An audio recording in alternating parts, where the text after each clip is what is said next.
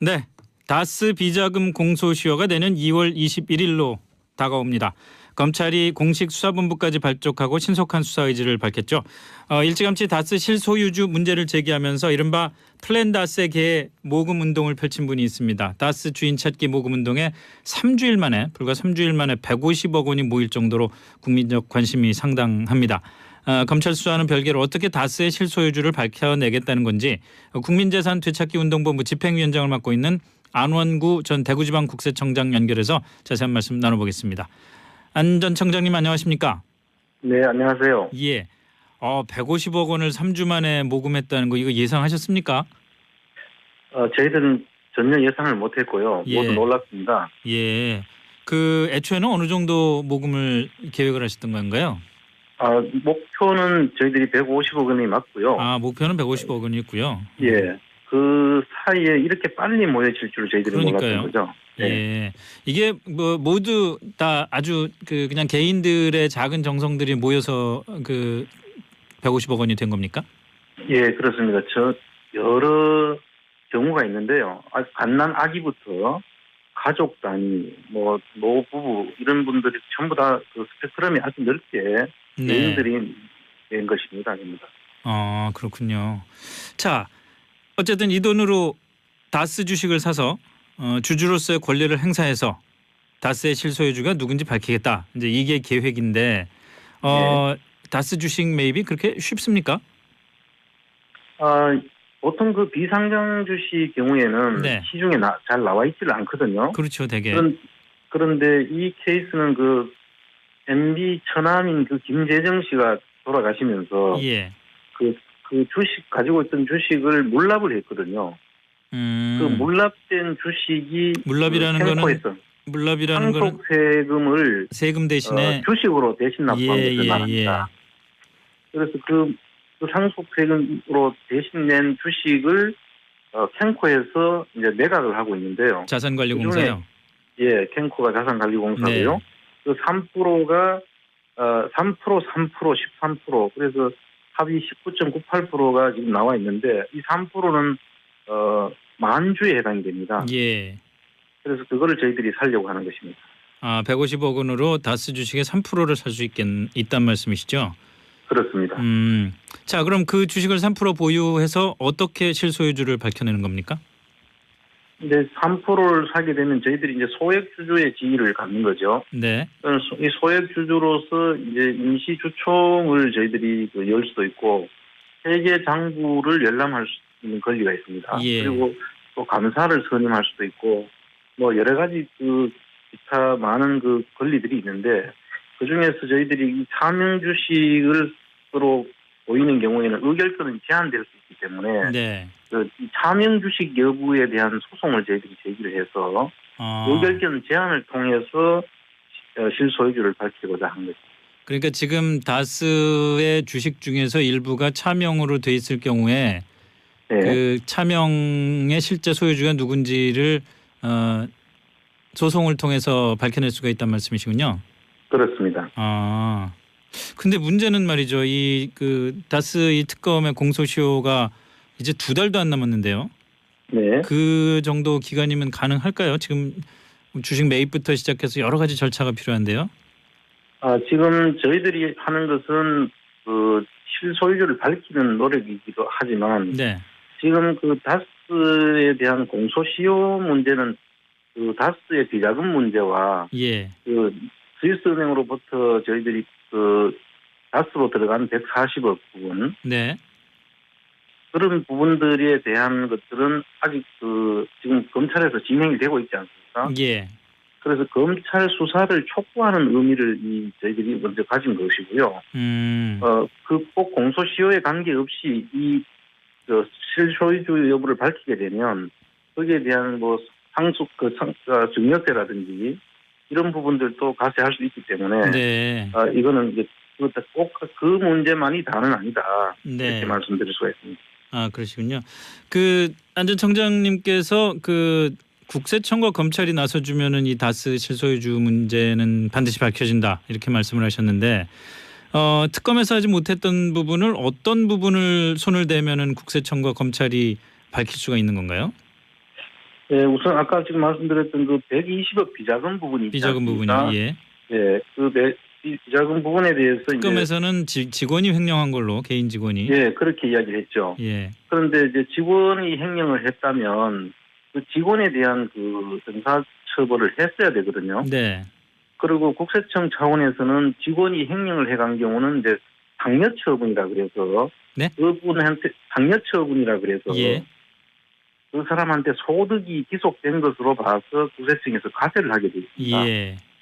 그러려면 그 과세된 내역을 법인이 다스가 법인이지 않습니까? 네. 그 법인이 세금을 내도록 하는 그런 법이 있는데 그 부분에 대한 문제도 전혀 제기하지 않고 넘어갔었습니다. 그 당시에. 네. 또 그 부분이 하나 있고 또 한 가지는 김재정 씨라고 아까 말씀드린 예. 그분이 이제 돌아가시면서 상속세를 냈는데요. 네. 그 상속세라는 게 원래 유족들이 그 상속을 하는 것이 아니겠습니까? 그렇죠. 받은 유족들이. 예. 그런데 이 경우에는 보면은 유족들의 의견은 전혀 반영이 되어 있지 않고 당시 청와대와 다스 간에 서로 의논한 정황들의 서류가 지금 저희들한테 확보가 되어 있거든요. 아, 그 상속분을 어떻게 처리할지에 대해서요? 네, 그렇습니다. 그래서 이런 부분들은 실제 김재정 씨가 이 다스 주식의 실제 소유자였다면 도저히 있을 수 없는 일들이 벌어진 것이죠. 네. 그리고 140억의 자금이 그 스위스 크레딧 은행으로부터 이제 받아오는 과정이 있지 않습니까? 네. 다스로. 그때도 청와대가 움직이고 다스 청와대 직원을 다스 담당자로 지정해놓고 받아올 정도로 그런 부분들이 지금 다 드러나고 있지 않습니까? 예.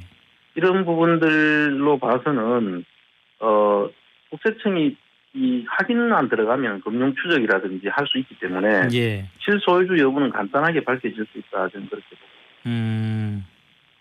그 특히 아까 말씀하신 것 중에서 그 120억 원의 그 비자금으로 의심되는 돈이죠. 120억 원의 네. 그 어떤 정체를 규명하는 과정에서 이거를 밝혀낼 수 있는 키맨들이 있다라고 말씀하셨는데 그 키맨들이 누굽니까? 그 당시에 그 120억 원이 다스로 다시 들어가는 과정을 정호영 특검 당시에 밝혔는데요. 네. 그 직원이 그냥 그 80억 원을 횡령해가지고 나중에 120억 원이 돼서 돌려받았다. 네. 그렇게 지금 설명을 하고 있지 않습니까? 그럼 당연히 그 직원이 키맨일 수 있겠네요. 우선은. 그렇죠. 당연히 그 직원이 키맨이고. 예. 그럼 저는 그 돈이 만들어진 80억 원이 예. 그 다스에서 나온 자금인지 네. 아니면은 그 다스 80억 원이 또 다른 자금인지는 이게 조사를 해보면은 그 자금원을 큰 금액이기 때문에 그냥 현금으로 움직여지지는 못했을 것이고요. 네. 다 그 계좌를 통해서 옮겨갔을 가능성이 높죠. 네. 그래서 그 부분은 조사를 하면은 금방 확인이 가능하다고 저는 봅니다. 그 상당히 쉬운 일처럼 보이는데 왜 특검에서는 그걸 못했을까요? 저는 못했다고 보지를 않고요. 그때 예. 당시에 확인을 하고서도 덮은 그런 정황이 많습니다. 어떤 정황 뭐 일례를 그러니까 들어주시겠습니까? 이제 그 직원에 대해서 수사를 의뢰하거나 예. 아니면은 국세청이나 검찰에 자료를 통보해서 네. 그 자금 형성 과정과 그 자금의 실질적인 기속자 여부를 그 당시에 밝혔으면 네. 이게 그 특검의 직무 범위가 아니라고 보기 힘들거든요. 그 특검의 범위, 직접적인 범위에 안 속하더라도 그런 그 불법적인 사항들이 밝혀지면은 그 당시에 검찰이나 국세청으로 자료를 통보해서 바로 잡았어야 되는 게 그게 특검의 임무거든요. 네. 근데 그 자체들을 전부 다 언급을 안 하고 넘어갔고 그래서 지금의 이런 상황을 만들었다고 보기 때문입니다. 네. 자, 이 검찰의 수사도 그렇고 만약에 국세청이 그 나서서 이 조사에 들어간다면은 그 조사나 수사 과정에서 이명박 전 대통령을 직접 그 어떤 부분에서든지 직접 조사하거나 수사해야 될 필요성이 있을까요?